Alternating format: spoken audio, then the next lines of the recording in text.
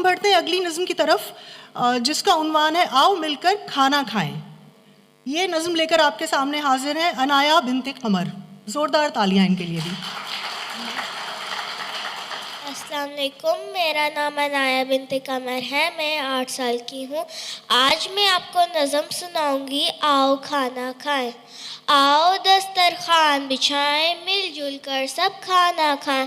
भाई पहले हाथ धो लें, खाने में बेकार न बोल। बिस्मिल्लाह जो भूला कोई, उसने सारी बरकत खोई। दाएं हाथ से खाना खाना, देखो भैया भूल न जाना।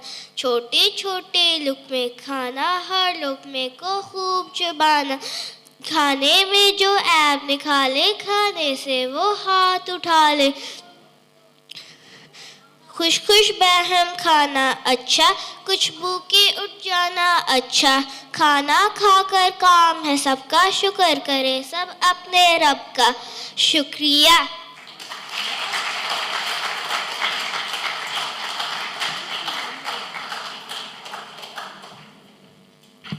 बहुत शुक्रिया नाया, बहुत खूबसूरत पैगाम भी दिया आपने इस नज़म के साथ।